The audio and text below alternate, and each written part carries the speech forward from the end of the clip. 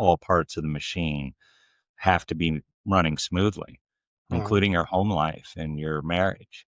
Yeah. Your marriage is equally yoked when it comes to your vocation, right? Mm. They are both part of your identity in God's eyes. Amen. So you have to make sure that both of those things are getting equal effort. Mm. Absolutely. Welcome to the Sales Made Simple podcast. This podcast is dedicated to helping overwhelmed outdoor living professionals, landscapers, and hardscapers just like you increase your closing rate to over 75% without doubling your workload so you can build a seven-figure business that doesn't need you. I'm your host, Joshua Gillow. Let's dig in.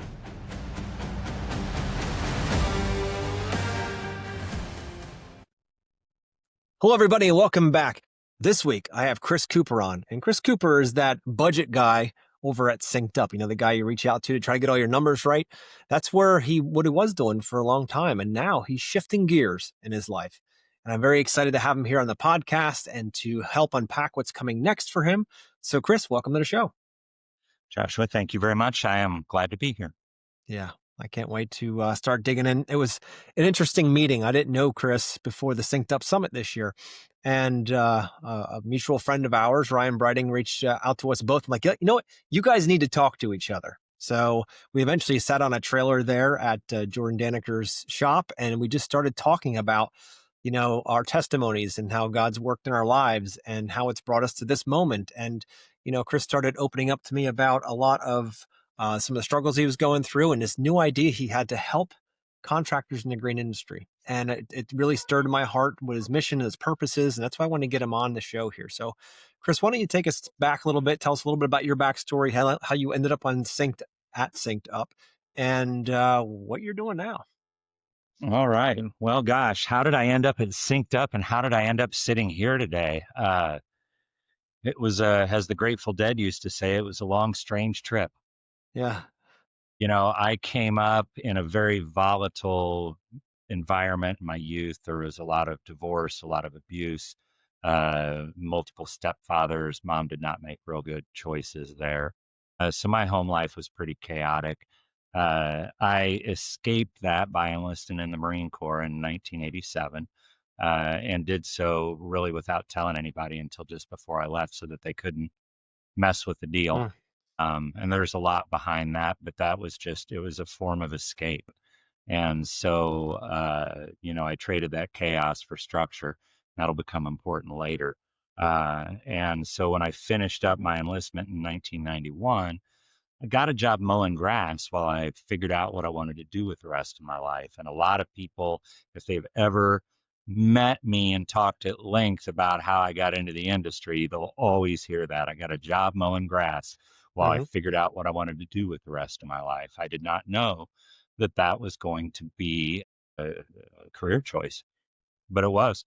I stayed in the industry. I liked it, even though that first year all I did was run a line trimmer on Mm-hmm. apartment complexes, day in, Mm-hmm. day out, dog poop and trash and kids and more trash and more dog poop. And I mean, it was just awful, but I liked it enough that I came back. So that'll tell you that I'm as weird as the rest of us, right? Uh, so I just started kind of moving my way up. I said, well, I don't want to run a line trimmer forever. So I learned how to run multiple machines and then became a crew leader and then oversee a few crews and then became an operations manager and just kind of worked my way all the way up to the executive level in the industry.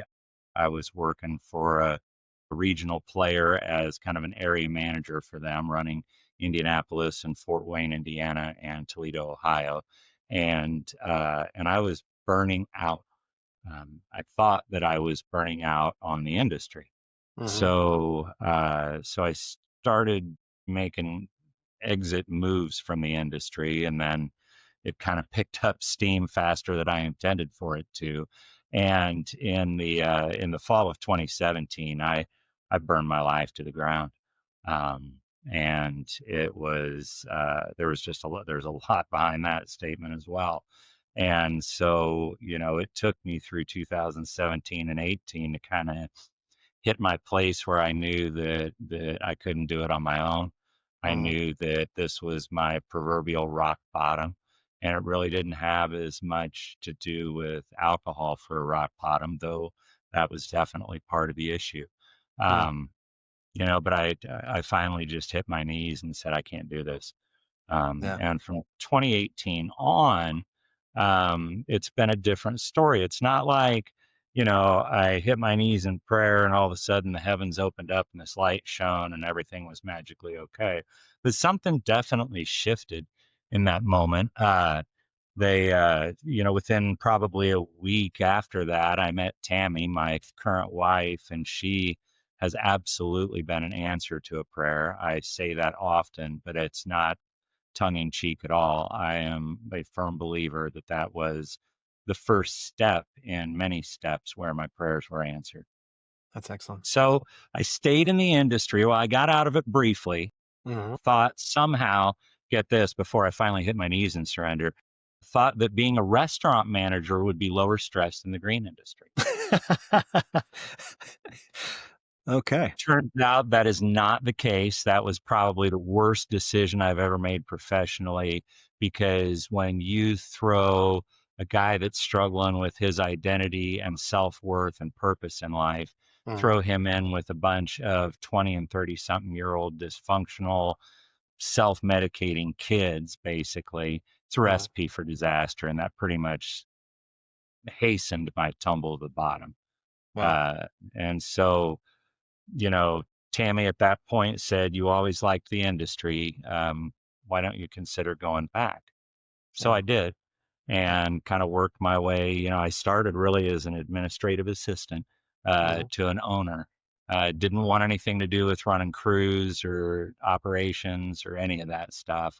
No sales, no real HR. I just touched all the paperwork, made sure the bills were paid. Yep. But it became very apparent to him that I had a lot more than just admin skill. So I started helping out with some of their operations, and then I moved through a couple of other positions, which brought us to Synced Up in 2022. I was in the process of trying to bring Synced Up to my current employer at the time, and it didn't end up working out as a relationship for them, but it definitely worked out as a relationship for me. Uh, that I made a shift in I went from working kind of traditional roles in the industry, operations manager, sales manager. I was a general manager at a $4.5 million full service company before I left and went to Synced Up. And, it was a radical change. I was terrified. But what I found was that work that I was doing with folks and their budgets awakened something in me and started filling a tank that I didn't even realize I had. Yeah. It was really my first taste of true purpose. Mm. And I still love this industry, right? I'm going on 35 years, but I Yep. loved what I was doing at Synced Up because it was part of touching people in a way that it helped make their lives better. It was me trying to shine on them so that they could turn and shine on other people around them, which is really pretty metaphorical for my walk with faith, too, right? We're supposed to Yeah. be the light and let people see the light, and then they can Mhm. shine light on other people, too. Yep. Yep. So, Chris, real you quick. know, Real quick, yes. let's pause for a second. I can hear, like, sounds like cartoons in the background. Is there You a know door what? you could shut or something like I that? sure can. Hang on just a Alright. second. I will do that right now.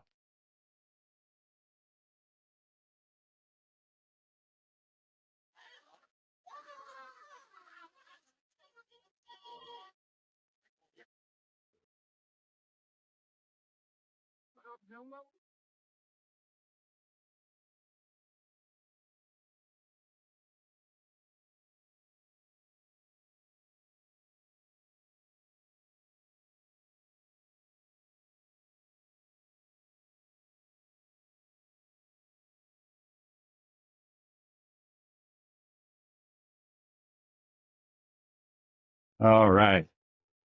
Much better. Thank you. I love that there's kids running around, but I'm like, "It's gonna be There's loud." not even at this point, that's how crazy it gets sometimes, is that I can just turn off Yeah. sound. I've been parent and grandparent to enough people at this point that, Yep, yep, yep, yep. so my Alright. apologies, but I'm Hey, happy no to turn problem. it off.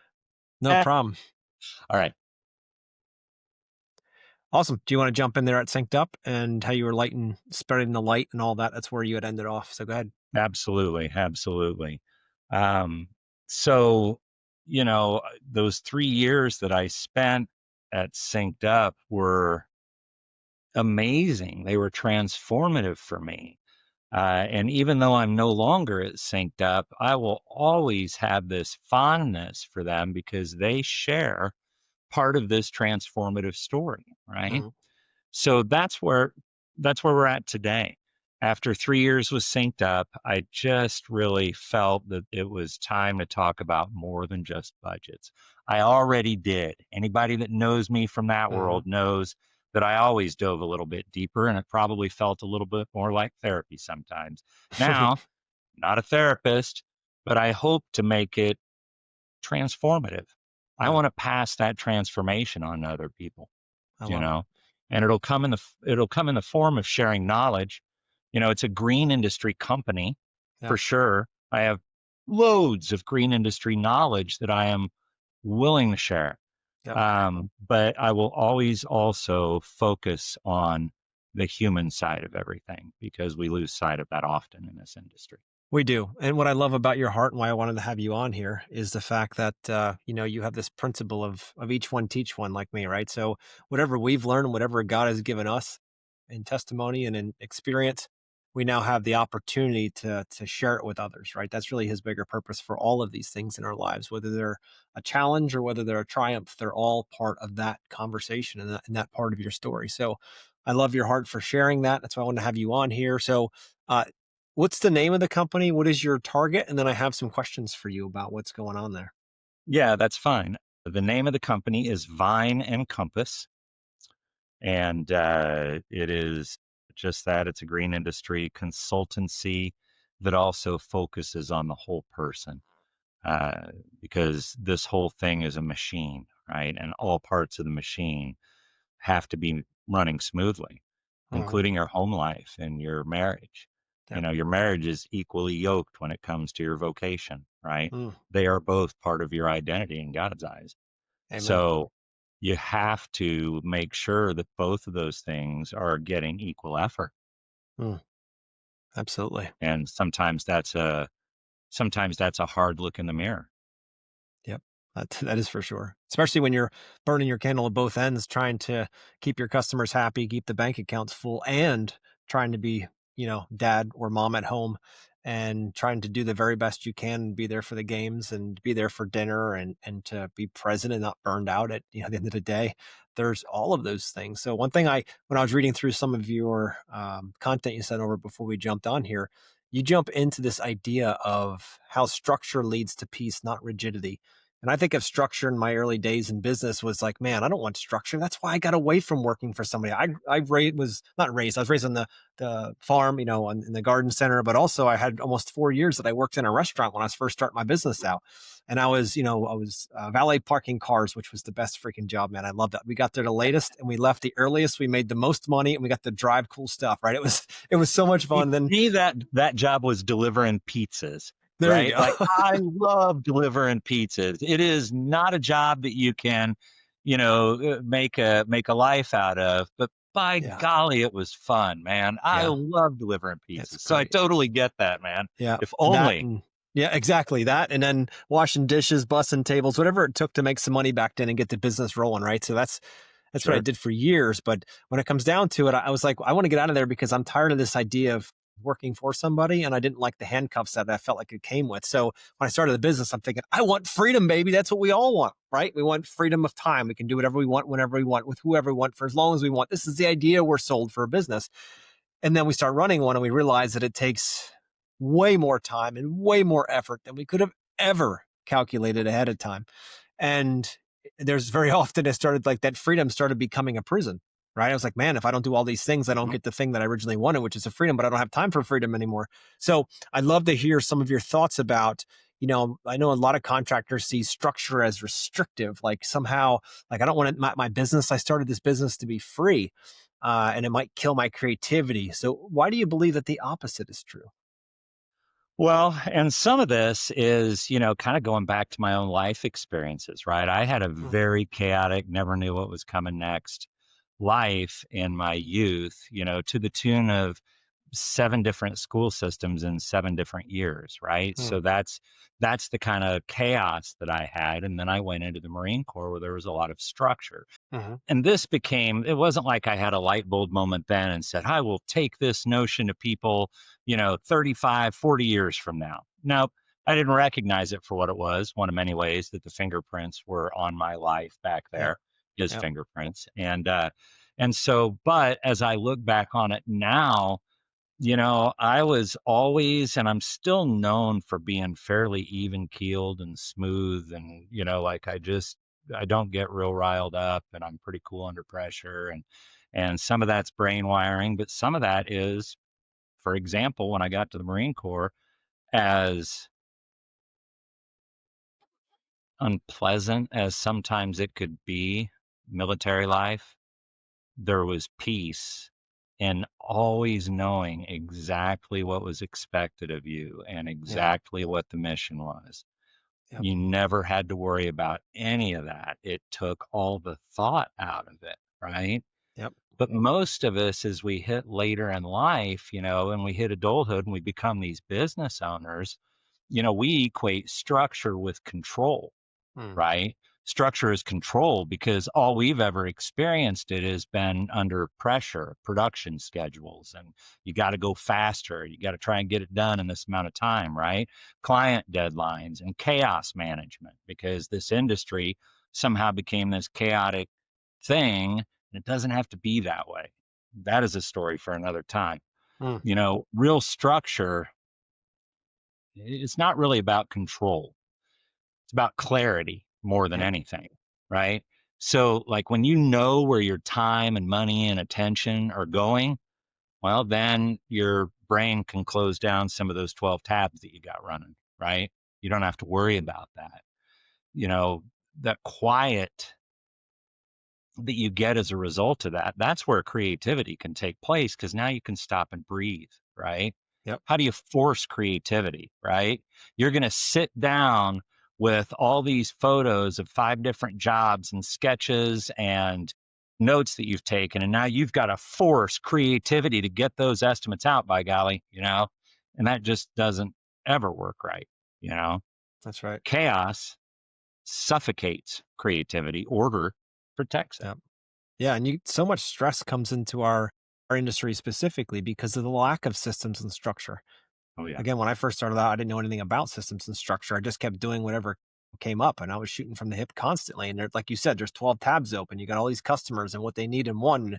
And then the things you got to get done. I got to get this design done. I got to fix this on the trailer. I've got to fix this on the truck. And this guy might not show up tomorrow because his wife's pregnant. And it's like all these tabs open. And the amount of stress that I was going through at the time was crazy. And once I realized after reading E-Myth and starting to simplify and systemize the business, and I was like, wait a minute here. If I could systemize this, there's less tabs to be open at that point because there's a certain structure in the way that we do things. And then everybody knows that structure. So that's less things to think about. And then, like you had said, clarity is important and clarity comes from structure.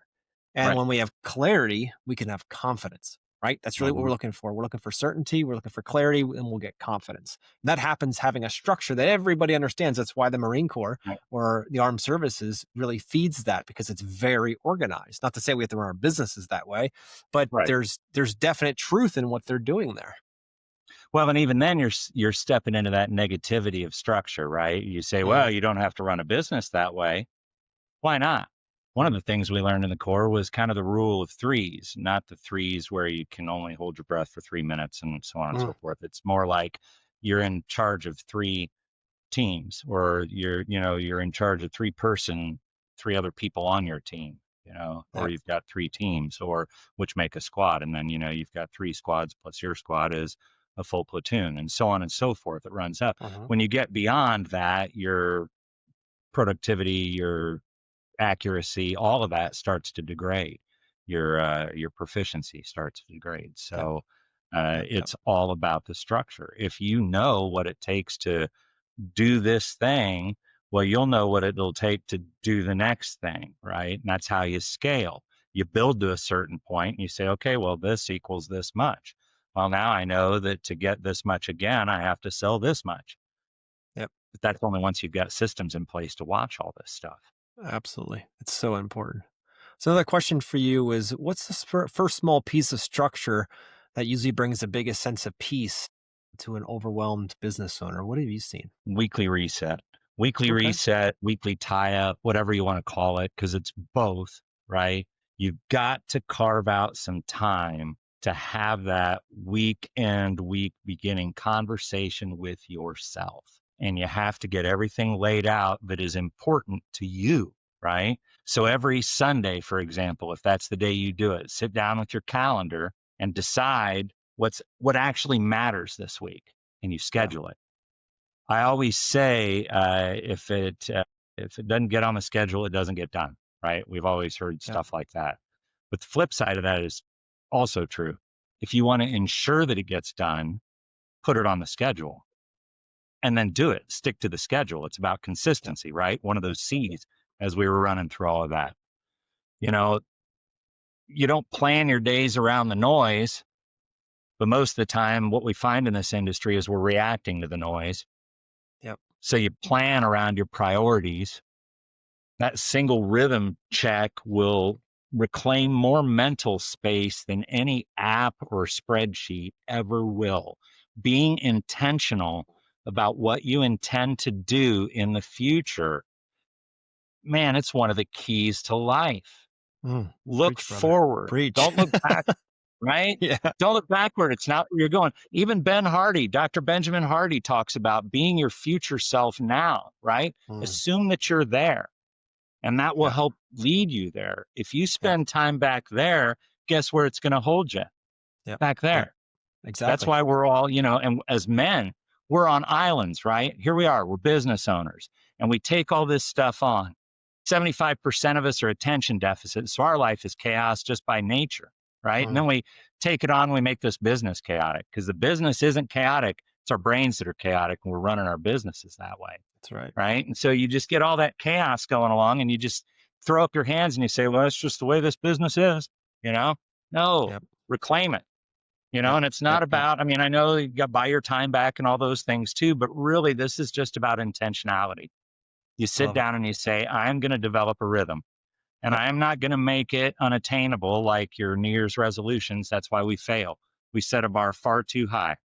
You set measurable, attainable goals and you put those things in place. And by the way, the first things that you need to schedule are faith and family time Oh yeah. and your self time. That can kind of go with faith, Mm. but you've got to work on all those things. Remember again, all these things are a machine. They're equally yoked. Yep. Yep. Yep. So that's the deal, man. Just that I love one, it. if I could tell somebody to do one thing, sit Yep. down and really be intentional about how did this week go and what worked? What do I Mhm. want to get done in this week? Yep, yep. Yeah, it's so true, and I've heard it so many times. Even in my tribe, we have the same concept. We call it the OMAs. We do each Sunday, which is outcome, mission, and your action plan for the week, right? And you focus on what's the plan going to be. Perfect. You're going to lay it all out. And you're going to be like, okay, it's Sunday. By Yep. Friday or Saturday, here's where I want to be. We're going to set it in the schedule, plan around that. And there's a question I love to ask any of my clients that I coach or whatever when it comes to time management. And it's a question I was asked, and it really floored me. And it's, if I opened your calendar on your phone or wherever you keep your calendar, Chris, right now, what story would your calendar tell me? So I block all my time, Yeah. right? And that's something that I coach is block out your time and put your tasks within those time blocks, Yeah. right? But I mean, the question really is about the stories, meaning that, you know, if you open your phone up or wherever you keep your schedule and it's blank, that means there is no schedule. There is If no it's plan. just if it's just the meetings you got to take that week and everything else is open, there's still no plan. If you're not planning your faith, your family time, if you're not planning the time for yourself, you're not planning your time to work It will on get the business, squeezed not out. just in it. Yeah, it gets squeezed out because all of a sudden the dumpster fires start flaring up and you're out there with hoses trying to put them out and everything gets shut off. So we must be very purposeful with our time and to make sure that we're A, planning for the week and B, Makes sticking to my that heart schedule. rate go up just talking about it now. I lived that, man. I have I walked did through all too, these fires.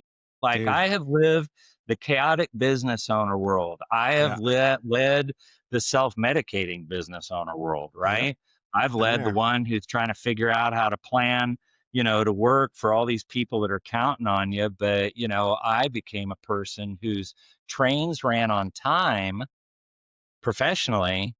My personal life was a shambles, Yep. man. I hear And you. I was unhappy. I was Yep. Yep. unhappy. And you don't realize it until you get later on in life. And then, It's true. as I get older, things get simpler, They do. Yeah, you it's know. so many dumpster fires in my youth that I can't even grow hair on my knuckles anymore. Trying to put them out. You say that. No, You I'm probably don't looking have any either, do you? around my ankles either. That's Oh goodness. Yeah, man, it's pretty wild, but it's at the end of the day, it's really a matter of just being more aware, right? So every guy out there right now is looking at his knuckles, right? exactly. He's like, oh crap, I guess I don't And have any maybe on there even either. every girl too. I don't know. It's It fine. could be. That's fine Yeah. too. We don't discriminate We here don't for judge sure. hairy knuckles no matter who has them. So Means how you're do you calm. exactly. It means that the fires are in your past. There's a reason why your rearview mirror is smaller than your windshield. You always keep looking forward, right? You leave Amen. everything else behind you that happened. So how do you personally maintain flexibility inside your own structure, especially when life throws you curveballs, bro? We'll wrap up on this question and then we'll get ready for the next episode. Absolutely. You got to build margin into your schedule just like you build margin into a job, right? Mm, Like I build margin right into my systems, flex time, buffer time, yeah, whatever it is that you want to call it. I'm going to assume that some level of disruption will occur. I know my brain. I know the industry. Weather alone is unpredictable, right? yeah, So you schedule all your stuff, like I talked about, schedule rest, schedule family, schedule faith time, like appointments, right? Just put them as appointments. Sounds very non-romantic, but honestly, serving your people and yourself is very romantic, mm, right? So, you know, flexibility isn't about having no plan. It's really just about protecting what matters yeah, and then yeah. blocking the other stuff out so that the interruptions don't own you, I love it. you know? So true. And if you've got your day blocked out, when something pops up, it will probably fit into one of the blocks that you've got over the next day or two. Mhm. As long as you're being responsive, there's no reason why you can't tell a customer that you'll be out. Hey, it's the morning of Tuesday, and you say, hey, I'll be there probably by the end of the day tomorrow. That's 2 full days, right? Yeah, yeah, Really. But the client's not going to care because you responded to them right away and you had a plan. yep. You're giving them certainty and clarity, and that's what they want. That takes the fear away, right? So, oh, amazing stuff, dude. So, listeners, we're going to wrap up today, but next session here, we're going to talk about the truth behind burnout in the green industry. I know we've all felt that. I have medals on my wall of all the dumb stuff that I've done and burned out on over the years, and I'm sure you do too, Chris. So we're going to Oh, jump yeah. deep into that and talk to Chris about how he's dealt with that and how he's come out of that burnout from the industry. So, Chris, I appreciate our conversation, and I can't wait to jump in again. All right. Thank you, sir.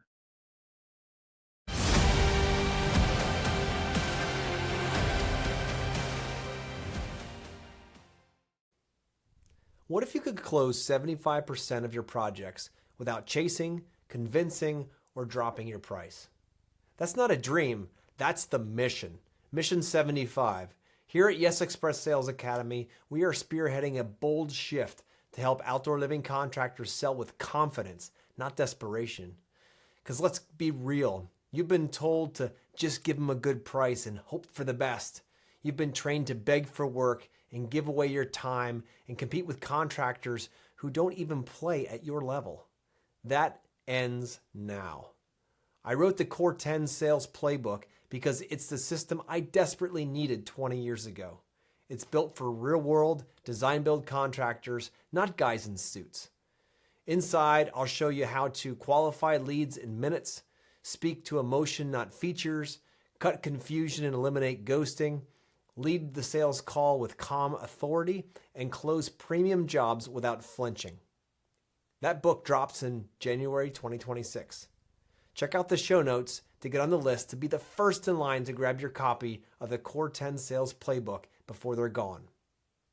This isn't about working harder, it's about selling smarter, and it starts now.